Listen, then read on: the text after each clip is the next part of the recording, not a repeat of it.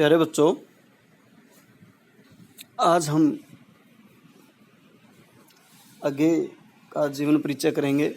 उससे पहले एक छोटा सा प्रश्न एक लड़की ने कल मेरे से व्हाट्सएप पे पूछा था, सर आधुनिक काल की धार्मिक परिस्थितियां वाला क्वेश्चन करवाना।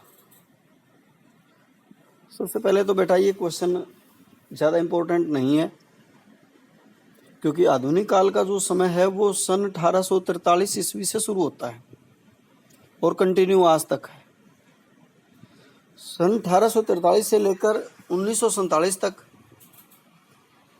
हम गुलाम रहे और 1947 के बाद हम आज़ाद हो गए। पहले तो हम 1947 से आज की धार्मिक परिस्थितियों की अगर हम बात करेंगे तो आज हम एक लोकतंत्र में जीवन जी रहे हैं, जहाँ पर भारत धर्मनिरपेक्ष देश है, जहाँ सभी धर्मों का समान भाव से आदर किया जाता है और भारत के प्रत्येक नागरिक को किसी भी धर्म को अपनाने की स्वतंत्रता है। किसी भी धर्म को अपनाने की कठोरता, पाबंदी, दबाव नहीं है। हम किसी भी संप्रदाय, किसी भी मत को अपना सकते हैं। ये हमारे को संविधान में अधिकार मिला हुआ है। और इससे अलग जब हम बात करते हैं 1943 से लेकर 1843 से लेकर 1947 के बीच की, जिसमें 1857 की क्रांति के बाद ब्रिटिश ईस्ट इंडिया कंपनी का हमारे ऊपर राज्य हो गया था। उसके बाद अंग्रेज़ों ने किस प्रकार की नीतियाँ अपनाई, उन्होंने हमारे धर्म में हस्तक्षेप नहीं किया। हाँ, उन्होंने ईसाई धर्म का प्रचार जरूर किया था, लेकिन उन्होंने कोई कट्टरता नहीं दिखाई थी। जो मुस्लिम शासन के अंदर कट्टरता थी वो अंग्रेज़ों ने नहीं दिखाई थी। उन्होंने जनसाधारण की भावना को समझा था। उनको ये पता था कि अगर हम इस तरह का दबाव डालेंगे तो उनको सहयोग नहीं मिलेगा। तो 1943 से लेकर 1947 के बीच की जो धार्मिक परिस्थितियां हैं वो ज़्यादा जटिल समस्याएं नहीं थी। हमें अपने धर्म को अपनाने की स्वतंत्रता थी। हाँ, अंग्रेज़ों ने अपने ईसाई धर्म का प्रचार करने के लिए ईसाई धर्म की बातों को क्या किया था, पंपलेट बांटे गए थे भी अपने धर्म का प्रचार के लिए। लेकिन एक उसमें की बड़ी विडंबना थी कि जो पंपलेट बांटे गए थे उसमें हमारे देश की साक्षरता दर बहुत कम थी, पढ़े लिखे लोग बहुत कम थे। उनका हमारे देश के लोगों पर बहुत ज़्यादा असर नहीं हुआ। तो निष्कर्ष रूप से हम कह सकते हैं कि आधुनिक काल की धार्मिक परिस्थितियों में समन्वयवादी दृष्टिकोण दिखाई देता है। सभी लोगों को अपने अपने मत के अनुसार अपने अपने धर्म की पालना का अधिकार था और किसी को कोई पाबंदी नहीं थी कि किसी धर्म विशेष की पालना की जाए। तो ये क्वेश्चन अगर आता है तो आप इसको अपने विवेक के आधार पर अलग अलग तरह से डिफाइन कर सकते हो और इसके बारे में बता सकते हो। इस समय किसी भी प्रकार की धार्मिक कट्टरता या धार्मिक उत्कर्ष का समय नहीं था। चलो आगे देखो, आज हम करेंगे आगे का जीवन परिचय। हिंदी साहित्य में प्रयोगवाद के प्रवर्तक, प्रयोगवाद के जनक माने जाने वाले श्री सच्चिदानंद हीरानंद वात्स्यायन अघे जी का जन्म सन 1911 में देवरिया जिले के कुशीनगर नामक स्थान पर हुआ। इनके पिता का नाम श्री हीराचंद शास्त्री था। वे पुरातत्व विभाग में थे। इनकी आरंभिक शिक्षा घर पर हुई। 1925 ईस्वी में मैट्रिक तथा 1929 में बीएससी की परीक्षा उत्तीर्ण की। सन 1930 में क्रांतिकारी आंदोलन में भाग लेने के कारण इनको गिरफ्तार कर लिया गया और उन्हें जेल हो गई। जेल में रहते उन्होंने अपने साहित्य सहित अनेक विषयों की पुस्तकों का गहन अध्ययन किया। 1940 ईस्वी में इनका विवाह हुआ, परंतु इनके दाम्पत्य संबंध ठीक नहीं रहे। सन 1943 से लेकर 1946 ईस्वी तक इन 3 वर्ष इन्होंने सेना में बिताए। इन्होंने अपने समय में के अनेक प्रतिष्ठित पत्र और पत्रिकाओं का संपादन किया, जिसमें प्रतीक, दैनिक, सैनिक, दिनमान, नवभारत टाइम्स व विशाल भारत प्रमुख थे। इन्होंने तार सप्तक की 4 प्रवृत्तियों का भी संपादन किया। ये 1960 ईस्वी में अमेरिका के कैलिफोर्निया विश्वविद्यालय में भारतीय साहित्य और संस्कृति के अध्यापक भी रहे। इनका निधन 1987 में हुआ। इनकी रचनाओं के बारे में इन्होंने कहानियाँ, उपन्यास, यात्रा वृत्तांत, निबंध, काव्य बहुत सारे विषयों पर अपनी लेखनी चलाई। कहानी संग्रह, विपत्तिका, परंपरा, कोठरी की बात, शरणार्थी, ये तेरे प्रतिरूप, उपन्यास शेखर एक जीवनी जो 2 भागों में प्रकाशित हुआ, नदी के द्वीप और अपने अपने अजनबी, यात्रा वृत्तांत, अरे यायावर याद रहेगा, वह एक बूंद सहसा उछली। निबंध त्रिशंकु, सबरंग, आत्मेय पद, स्मृति रेखाएं, लिखी कागज कोरी। काव्य संग्रह बगंदूत, चिंता, इत्तलम, हरी घास पर क्षण भर, बावरा अहेरी, इंद्रधनुष रोंदे हुए, आंगन के पार द्वार, कितनी नावों में कितनी बार। अगेय जी को 2 सर्वाधिक महत्वपूर्ण पुरस्कार भी मिले, साहित्य अकादमी पुरस्कार, आनंद के पार द्वार और भारतीय ज्ञानपीठ पुरस्कार, कितनी नावों में कितनी बार। ये क्वेश्चन ऑब्जेक्टिव टाइप में आ सकता है। भी अगेय को साहित्य अकादमी पुरस्कार किस पुस्तक पर मिला, तो कौन सी पुस्तक थी, आंगन के पार द्वार। और जो ज्ञानपीठ पुरस्कार है वो किस पर मिला, कितनी नावों में कितनी बार।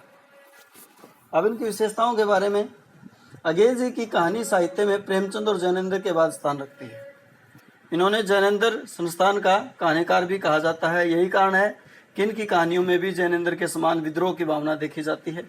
लेकिन जहां जैनेन्द्र गांधीवाद से प्रभावित होने के कारण समझौते के लिए शुरू हो जाते हैं, वहीं अगेय क्रांति उत्पन्न करने की विचारधारा रखते हैं। उनकी कहानी संग्रह कोठरी की बात इसी तथ्य को प्रमाणित करती है। इस कहानी संग्रह की सभी कहानियां विप्लव और विद्रोह की भावना से परिपूर्ण है। क्रांति पथ पर स्त्री पुरुष दोनों ही भाग लेते हैं, बल्कि स्त्रियां पुरुषों की अपेक्षा अधिक साहसी और देश प्रेम से परिपूर्ण दिखाई देती हैं। देश और क्रांति के समक्ष वे अपने प्रेम, स्वार्थ और यहाँ तक कि अपने शरीर की आहुति देने में भी पीछे नहीं हटती। इस संदर्भ में विपथगा कहानी का उल्लेख किया जा सकता है। अगेय का विचार है कि सामाजिक बुराइयां, गरीबी, जमींदारी प्रथा, शोषकों के अत्याचारों के विरुद्ध क्रांति की आवश्यकता है। लेकिन आगे चलकर अगेय ने कुछ सामाजिक कल्पना प्रधान तथा भाव प्रधान कहानियां भी लिखी। इस दृष्टि से हर श्रृंगार, गैंग्रीन, दुख और तितलियां, अमर वल्लरी, परंपरा, वसंत, सभ्यता आदि उल्लेखनीय कहानियां हैं। इन कहानियों में लेखक ने भारतीय समाज की गरीबी, संघर्ष में परिवार, गृहस्थ जीवन की घुटन का चित्रण किया है। अगेय की भाव तथा कल्पना प्रधान कहानियों में अंतर्गत, जिज्ञासा, अलिखित कहानी, बंदी का खुदा, खुदा के बंदे, अमर वल्लरी, प्रतिध्वनियाँ, सेब और देव आदि को गिनवाया जा सकता है। इन कहानियों में अगेय का दार्शनिक रूप उभर कर हमारे सामने आता है। इस प्रकार की कहानियों में जहाँ एक और कल्पना और मार्मिक अनुभूतियाँ हैं, वहीं दूसरी ओर आदर्शवाद की स्थापना भी है। कुछ कहानियों में मनोवैज्ञानिक विश्लेषण भी विद्यमान है। इनकी कहानियाँ नारंगियाँ देश के विभाजन के परिणाम स्वरूप शरणार्थियों की बेकारी की समस्या को उजागर करती है। आगे चलकर अगेय ने कहानी कला में कुछ नवीन प्रयोग किए, जैसे मेजर चौधरी की वापसी तथा सांप आदि कहानियां मात्र स्केच हैं। इसी कहानी से ज्ञान कहानी को लघु कथा की कोटि में रखा जाता है, लेकिन इनकी कहानियों में कर्तव्यता, प्रेम का सर्वत्र संघर्ष देखा जा सकता है। जहाँ कहीं अगेय ने शोषित वर्ग तथा निम्न वर्ग का चित्रण किया, वहाँ वे जैनेन्द्र संस्थान के में स्थान नहीं पास के, फिर भी मनोवैज्ञानिक विश्लेषण के कारण इनकी कहानियां साधारण पाठकों की समझ से बाहर हैं। पुनः अगेय ने प्राय समस्या मूलक कहानियां लिखी। वे समस्या को ज्यों का त्यों छोड़ देते हैं, उनका समाधान नहीं करते। कहा जाता है कि अगेय ने मनोवैज्ञानिक विश्लेषण से युक्त समस्या कहानियां लिखी, जिसमें दार्शनिक और विद्रोह के भाव विद्यमान हैं। विपथगा, परंपरा, कोठरी की बात, शरणार्थी, जयदोल आदि प्रमुख कहानी संग्रह हैं।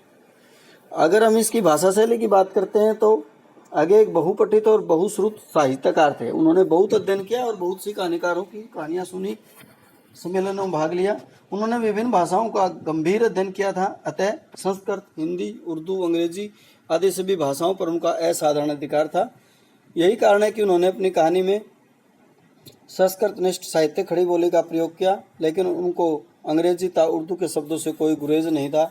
भाषा के बारे में उनका दृष्टिकोण अत्यधिक उदार नजर आया। अतः उन्होंने यथास्थान उर्दू तथा अंग्रेजी के शब्दों का भी सफल प्रयोग किया। अगेय ने अपनी कहानियों में प्राय वर्णनात्मक, मनोविश्लेषणात्मक, व्यंग्यात्मक, संवादात्मक तथा आत्मकथात्मक शैली का खुलकर प्रयोग किया। अगेय भाषा के पूर्ण मर्मज्ञ थे, अतः उनका शब्द चयन, वाक्य गठन तथा वाक्य विन्यास अद्वितीय बन पड़ा है। यही नहीं, उनकी संवाद योजना भी सुंदर एवं सार्थक है। संवादों के कारण उनकी कहानियों में नाटकीयता उत्पन्न हो गई है।